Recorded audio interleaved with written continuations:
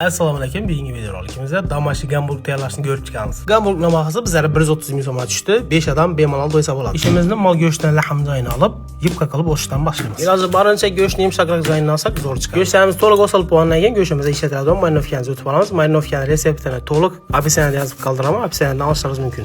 Marinovkamiz tayyor bo'lgandan keyin go'shtlarimizni marinovkaga solib yaxshilab aralashtiramiz. Ustini bosirib 4 soat olib qo'yamiz xolodilnikda. Aradan 4 soat o'tgandan keyin go'shtimizni xolodilnikda olib, yupqa uzun qilib to'rab olamiz. Chalib yupqa bo'lsa shunchalik yaxshi bo'ladi. To'ragan go'shtlarimizni qizib turgan yog'ga solib 40 minut 50 minut atrofida qovurib pishirib olamiz. Go'sht pishib tayyor bo'lguncha nonlarni kesib qizdirib turamiz.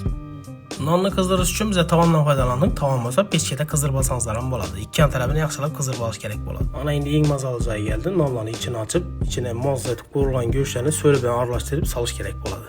Shu bilan ovqatimiz ham tayyor bo'ldi. Uydagi go'shtni maslahat beraman, umuman asoslanmaysizlar. Video yoqqan bo'lsa bir like bosib, kommentariyada o'z fikrlaringizni yozib ketsangizlar, xursand bo'lamiz. Arxiv go'shti alohida rahmat aytamiz mazali go'sht bergani uchun.